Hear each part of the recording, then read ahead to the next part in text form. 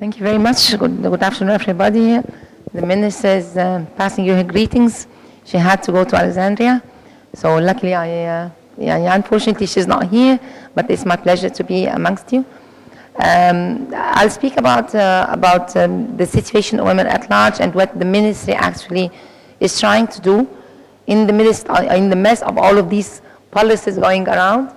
But let me explain in general the status quo of women as I saw it in the ministry when I joined.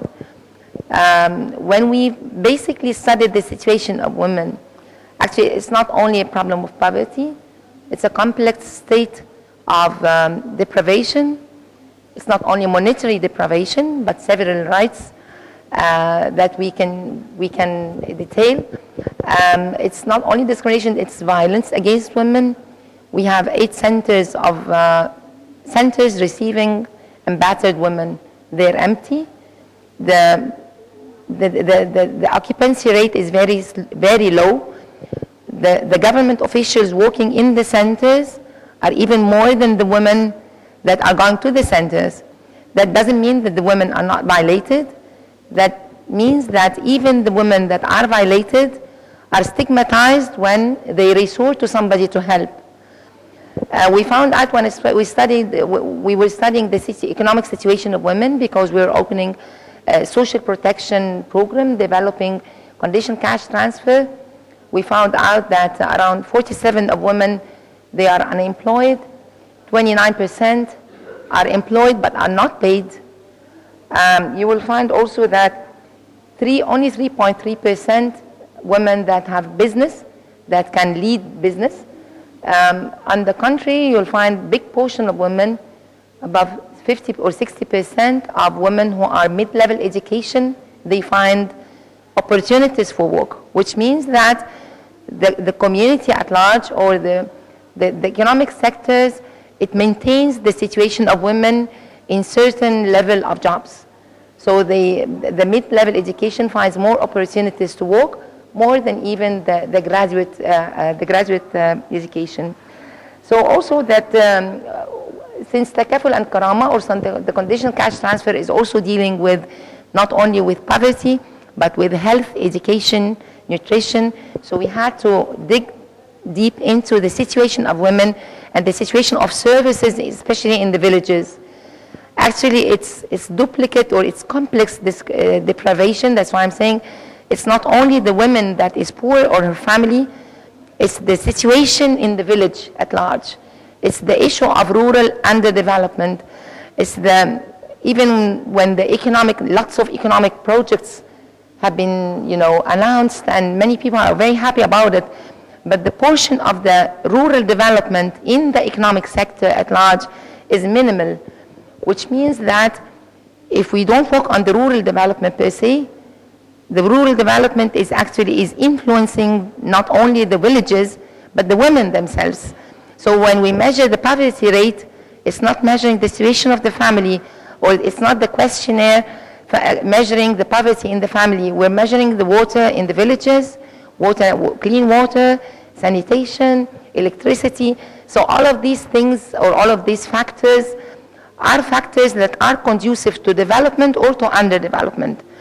And that's why when we come to work on the economic development of women alone, and then it doesn't make that much of social mobility or economic or socio-economic mobility. It can hardly get the subsistence level for women just to feed herself, but no real change in the lives of women, which means no real change in the lives of the family as a whole, or the children. So we get into a vicious circle of discrimination or deprivation, even when women are paid, since all of the village is poor. So even when women do their best and work and they get paid, their payment is not theirs per se. They say that even if they find some opportunities for income generation, that doesn't mean that the benefits of this income generation is not getting back to women, but it could get back to men who are not working, who are desperate I'm not, by the way, it's not, I will get the picture more flourishing and more bright after I explain all of this, I'm not saying that the picture is really bright, but it's not really doomed. The issue is that what positive bayani, when we say the services in the villages, health services or education services, needs lots of work. Lots of work, and that's why I mean also that when we come to work on gender equality or when we want to work on women issues, it's not only the women per se, it's the women within a context. It's the women within a culture. And the two main issues that drive women back or forth is the economy and is culture. Culture is another story. If we found that, for example, the ladies or the level of divorce for couples under 25 who got the divorce, it exceeded 30%. You know why? Because the younger generation is becoming more powerful. They say that now the marital relations, the gender relations in general are threatened of either being empowered or being divorced. So the issue is that's why we need to work on relations rather than women or men. The issue is that the relations itself are so complicated. The role between men and women are messed up. So you find some roles of women are made by men or the vice versa. We're not hardly disaggregating between both, but the issue is that you find that many women became to be the breadwinners, and many men are not working at all. And it's not only not working, are not looking for jobs. So the issue is that the situation is maintained like that. And where women try to keep the family functioning because they don't want to get a divorce or because they want to have their children protected with fathers, so they accept situations that really is against their rights. When we came to work on social protection, we thought of a big program, which is conditional cash transfer. And then the big debate in the country after the revolution was social justice. The government and the people, they tried to come along together and try to rebuild the trust again through these concepts of social justice and social contract and so on, which was a real intention from both sides. Especially after the revolution, many people were very much looking forward, were optimistic about the future, were dreaming of what the social justice will be look like. And so we had the Social Justice Committee, which is a committee that is led by the Prime Minister and that has 15 ministries under this social justice, speaking about coordination of social policies. And that's the first time to see the discourse. When you do the discourse analysis, you see how many that's said in social justice, social protection.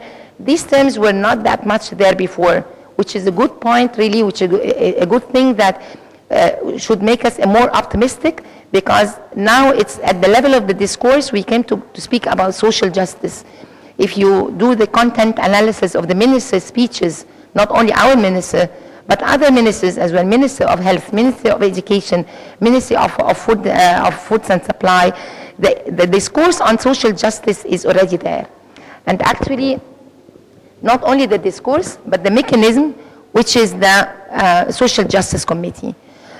We did the analysis of the amount of the decrees and the decisions taken by the Social Justice Committee. You'll find so many good things. It's not only the conditional cash transfer, it's the health insurance for the farmers, it's the health insurance for the fish people, the fishermen, and so there are decisions that are taken by this committee, though the pace is a bit slow, because there are structural problems. You don't know is that if you achieve quickly, that's to say you have many structural problems down the tunnel and they're not solved. So people are, and the government also is very fast in want to have the REAP to show up soon, but the issue that there are structural problems that will take time. And it's not a matter of failure of government or of that, of if I say, for example, that people are so eager to have fast results because they suffered for long. So the issue is that a complex relationship between the government and citizens is that the social protection or social justice is not there. But let me give you some examples of what I'm saying about the bright pictures, the conditional cash transfer, that we made it especially gender sensitive, and that we made it, first we were very much keen to do the targeting issue. Who deserves the subsidy and to whom should the resources or the rights of the economic development goes. So we started to speak about not only economic development, but of sustainable development or comprehensive development at large. It's not economic growth, it's development. So it's economic development as well. We launched the conditional cash transfer for the first time in Egypt, and it was for long resisted not only by governments but by people, by the ministry which I'm working in currently. The people said, even in the women in the ministry, how come you want to have the woman that takes the money? How come you want to have the women that apply for the fund? Those who are saying so are women, are not men. Men are sometimes are more, so we have problems as women of ourselves of having this perception of self-esteem or perception of where are our rights, or where do our rights begin and end. We have the women as the sole person who can apply for the conditional cash transfer, except if the man is a widow or a divorcee. So if he still has the children, so he has the right to apply. Other than that, we have around above 80% applying for the conditional cash transfer are women. And I remember when we faced this in the social units, there are men who came and threatened that they are gonna divorce their wives because their wives won't take the money. So I told her, خلاص, divorce her, she's not mine. Yani 2 days later, he came with his wife and he says, خلاص, okay, I agree. She applies. So the issue is that he was not that much happy, but at the beginning, yani at last, he surrendered. The issue also is that the woman who takes the money is disbursed only for women. The card is for the first time in Egypt that the rural poor women deprived in remote areas, she has a Visa card or she has a smart card written under, her name is written on the card. And I remember the first one who took her card, she remained, مش عارفة يعني اتزغرت, but she remained, excuse me? Exactly. So she was very happy and they didn't believe themselves. She told me it's the first time, she kept crying, it's the first time to have £1,000 on my own. Now, so I remember then many women were very much happy about it. So the issue is that the conditional cash transfer is not only cash transfer, is a sign of, or is a message of, women can do it and women can own and can have. The issue, and we kept the debates on for the men who were very much reluctant and very much resistant and very much angry about it, is that the women, it's a fund that is going for the whole family. So the women, on the contrary, we're giving her more responsibility for the development of the family. So why are you disappointed? It's for your kids.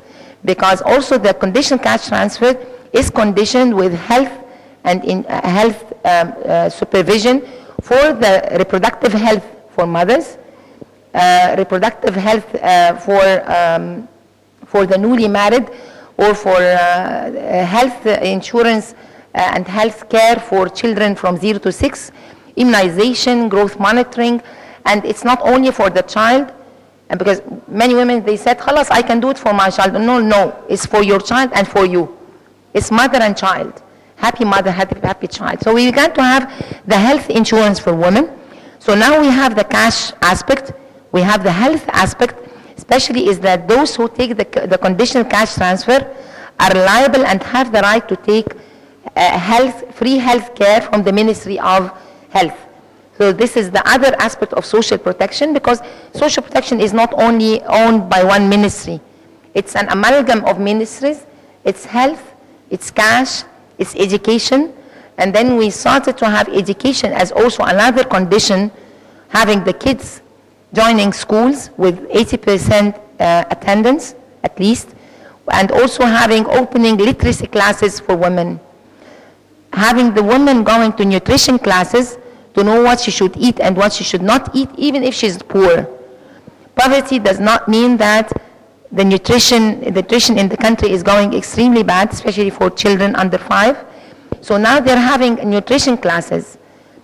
If the woman is taking, or the family is taking the karama or the takaful means solidarity. And it's only for family who have children from 0 to 18. And there's karama also, which means dignity, and it's for the disabled and elderly women. In general, the social pension used to have only one. If there are 2 elderly persons in the same family, they give only 1. In karama, we give up to 3. That is to say, if they have the right to take karama at 350 pounds per month, if you have in the family 2 elderly, they take 700 instead of 350. So now, because protection is not only for one elderly and we throw the other elderly away. So and in general, even the elderly people, they give priority for men. So now we have the women, the elderly women also protected. Coming to the disabled women, which is a big issue, not only in terms of elderly people who are disabled, but even the young people. Above 46% of disabled women are exposed to some sort of abuse, either sexual abuse or commercial abuse or whatsoever. But the issue is that the disabled women, it has some multi-discrimination against, for example, a disabled man can work, have better opportunities to work rather than disabled women. He has more opportunities to get married rather than disabled women.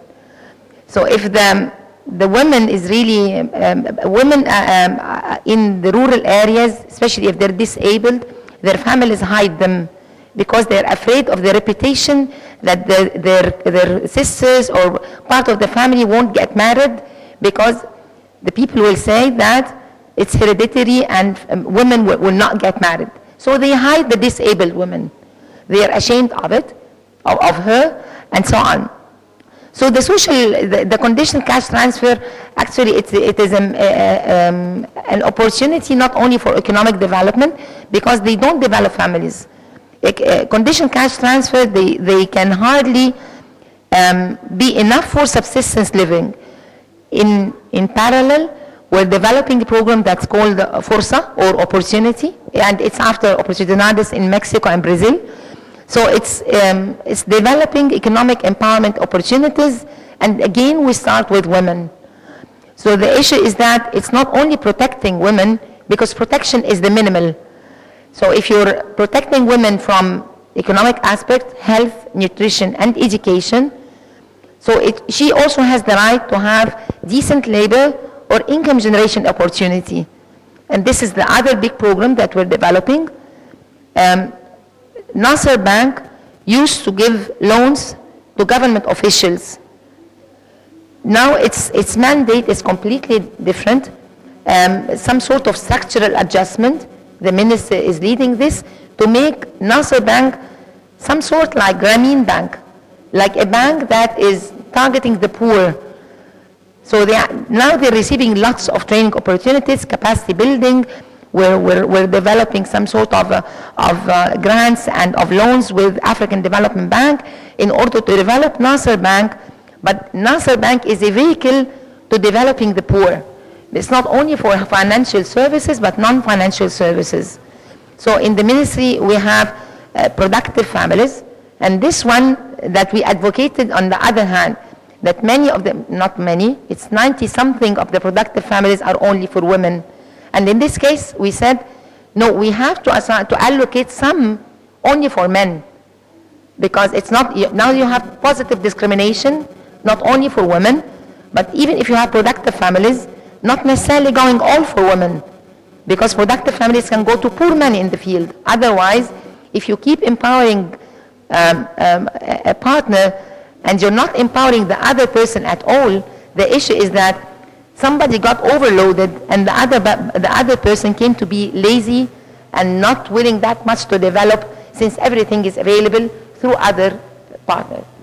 So the issue is that opening opportunities for young people or for men as equal as women is also wanted and is also needed.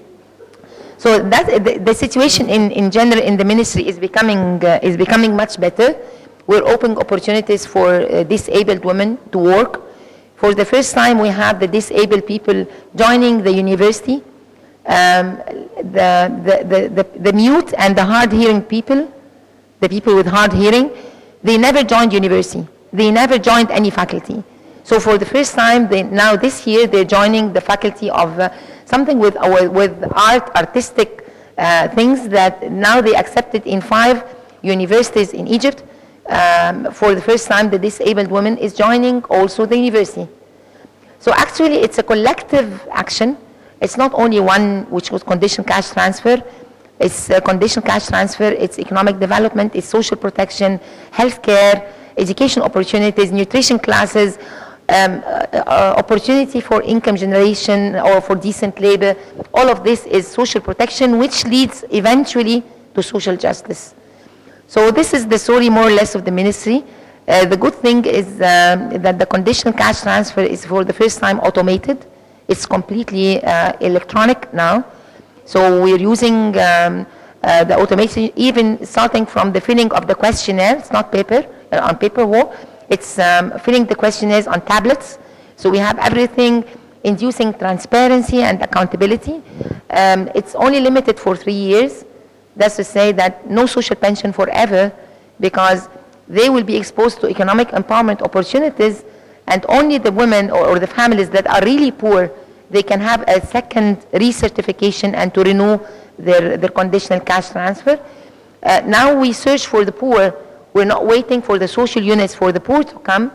We're developing communication strategy, outreach plans that were never before. And I was just asking even the people working in the centers for violence against women, have you ever tried to go to the community to convince them to get them more aware of what is violence? So she told me, we never get out of the centers. It's not our job. So the issue is that we need to go more to customer satisfaction and customer request and customer demand. So I told her, you have to go out to the community. There is violence happening in the community. So if there is violence happening in the community and you have a center that is vacant, it is your responsibility. Go and search for the poor, search for the violated women. So the issue is that it's taking time because you're dealing with different culture, you're dealing with different culture. Also, the government officials sometimes are resistant, but now they are much better than before. And finally, we're going out with media campaign on the rights of women with UN Women and with ILO. So I mean, many international organizations are very much pro these programs. Business sector is very supportive, especially in not only the conditional cash transfer, but in many initiatives that we are taking in the development of poor villages. And we developed finally a coordination between NGOs or between civil society and government in order to unify data. We have to have a unified national registry, not only developed by the Ministry of Planning, in order to be able to know where the poor people are, using even the automated system.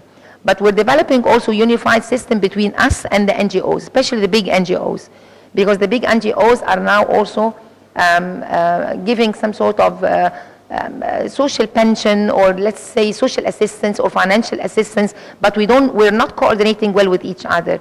So now we're developing coordinatory systems. We're signing protocols with Ministry of Interior, with Ministry of Health, Ministry of Education, just to monitor the indicators and to have the indicators disaggregated by geographic area, by women, by disability, and so on. And we're developing also the Equal Opportunity Unit in the ministry that's been there for years, but they don't know exactly what they're doing. So now we're coming up. So I hope we can do better, and definitely we will. But we won't do it together. We won't do it alone, but definitely we'll do it together. Thank you.